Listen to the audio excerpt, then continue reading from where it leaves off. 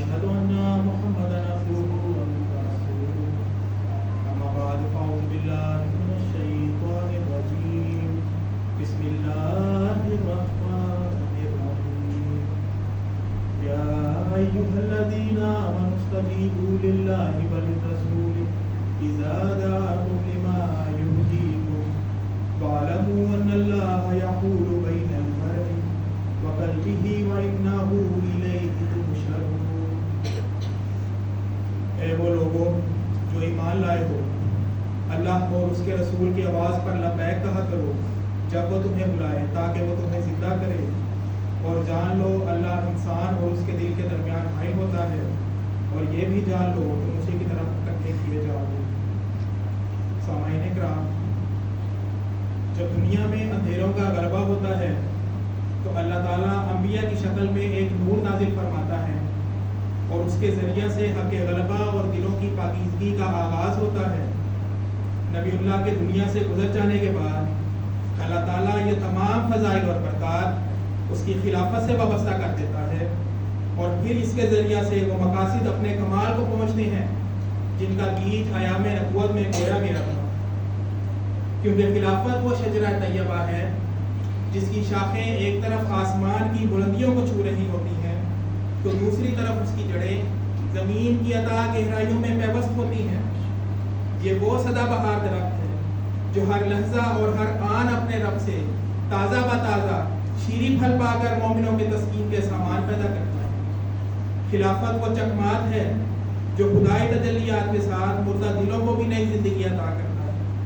یہ وہ حسن حسین ہے کہ جس کی پناہ میں آ جانے والے کبھی بدبختی کا منہ نہیں دیکھتے۔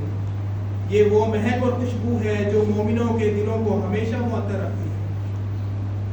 رسول کریم صلی اللہ علیہ وسلم نے خلافت سے وابستگی کے بارے میں فرمایا، فَإِنْ رَأَيْتَ يَوْمَئِذٍ خلیفۃ اللہ فی الارض فَالْزَمْهُ وَإِنْ نُوحِكَ جِسْمُكَ وَأُخِذَ مَالُكَ، کہ اے مخاطب اگر تو اللہ کے خلیفہ کا زمانہ دیکھے تو اس سے چمٹ جانا، خواہ تمہارا جسم نوچ لیا جائے اور تمہارا مال چھین لیا جائے۔ سامعین کرام، اب چمٹنے سے کیا مراد ہے؟ چمٹنے سے مراد ہے کہ ہم اپنے امام کے ساتھ ایسا پیار، محبت، اخلاص کا تعلق قائم کر لیں کہ دنیا کی ساری طاقتیں بھی اگر مل جائیں اور پورے زور کے ساتھ بھی اگر ہمیں اپنے امام سے جدا کرنا چاہیں تو بھی ہمیں اپنے خلیفہ سے الگ نہ کر سکیں۔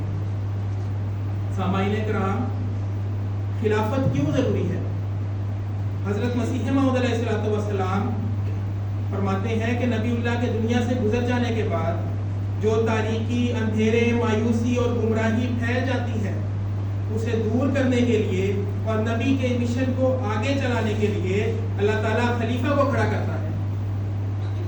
اب اعتراض کرنے والے تو یہ بھی اعتراض کرتے ہیں کہ خلیفہ کا انتخاب تو انسان کرتے ہیں، تو یہ کیسے خدائی انتخاب ہوا؟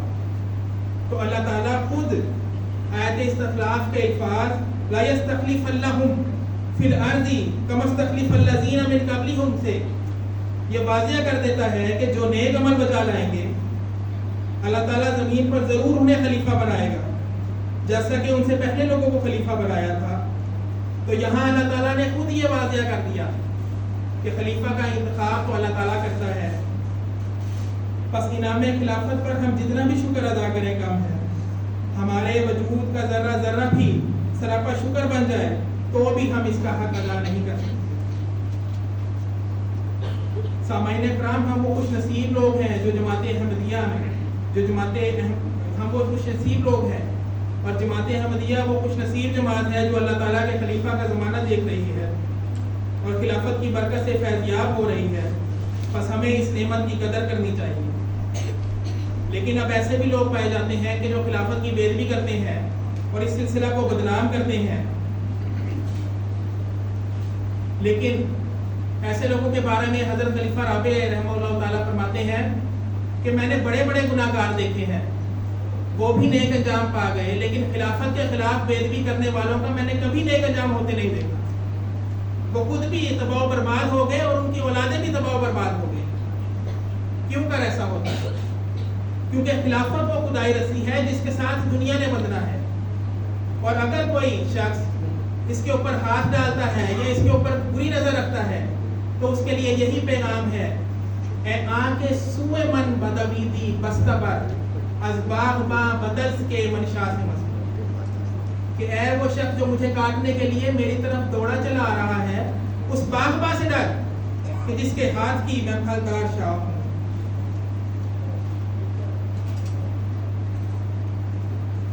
احمدیوں کا جو اپنے پیارے امام کے ساتھ پیار محبت کا گہرا تعلق ہے، اس کی کچھ چند مثالیں پیش کرتا ہوں۔ ایک دفعہ کینیڈا میں احباب جماعت کی حضور انور کے ساتھ اجتماعی ملاقات رکھی گئی۔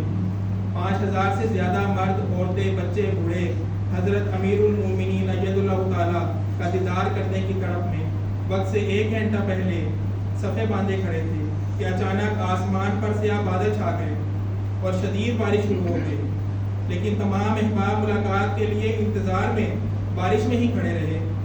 جب یہ لوگ حضور سے ملاقات کے لیے حاضر ہوتے تو ان کے کپڑے نچڑ رہے ہوتے، سردی سے ہونٹ نیلے اور جسم کانپ رہے ہوتے، لیکن خلافت سے محبت کی وجہ سے انہیں نہ اپنے بھیگنے کا کوئی ڈر تھا اور نہ سردی لگنے کا کوئی خوف۔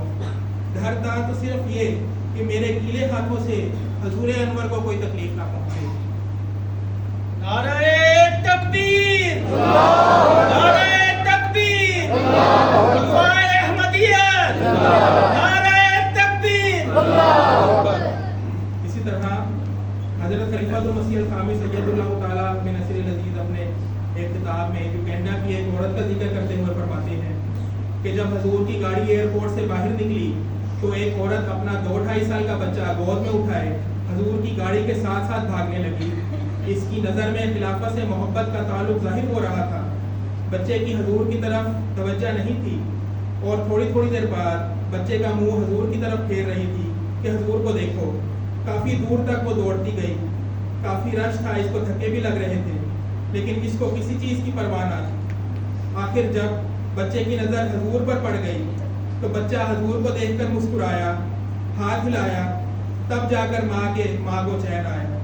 بچے کے چہرے پر جو خوشی اور مسکراہٹ تھی وہ ایسی تھی کہ برسوں سے حضور کو پہچانتا ہو۔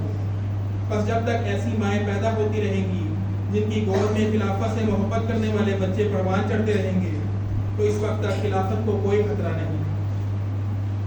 سامعین کرام، صرف احباب جماعت کا ہی اپنے خلیفہ سے محبت، صرف احباب جماعت ہی اپنے خلیفہ سے محبت نہیں کرتی، بلکہ خلیفہ وقت بھی ہم سے بڑھ کر ہم سے محبت اور پیار کرتے ہیں۔ ہم جانتے ہیں کہ پیارے حضور ہمارے لیے کتنی دعائیں کرتے ہیں۔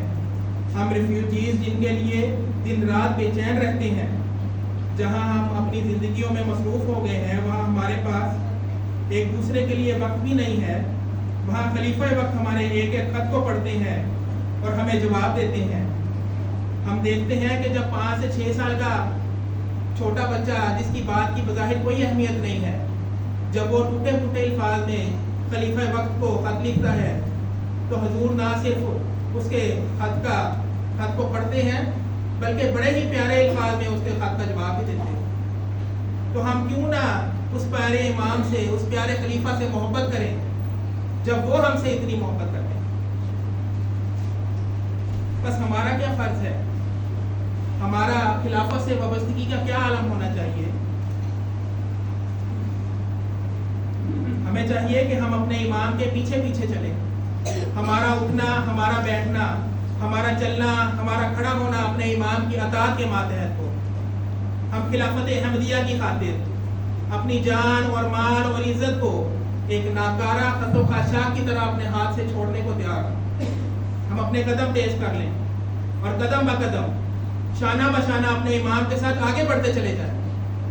ہم خلافت احمدیہ کی وہ ننگی تلواریں بن جائیں جو کفر کو ایک لحظہ میں کاٹ جائے۔ ہم وہ دل بن جائیں جو اپنی امام کے آواز پہ دھڑکنے والے ہوں۔ ہم وہ زبان بن جائیں جو اپنی امام کی آواز پہ لبیک یا امام لبیک کہنے والے ہوں۔ آمین ثم آمین۔ میں اپنی تقریر کا اختتام چند اشعار پہ کروں گا۔ خلافت خدا کی ہے نعمت عظمی، مانگو خدا سے بقائے خلافت۔ دعا میری یہ ہے بسد عجز و منت، رہے سب کے دل میں وفائے خلافت۔ پھیلے زمین کے کناروں سے آگے، خلافت خلافت صدائے خلافت، خلافت خلافت صدائے خلافت۔ واخر دعوانا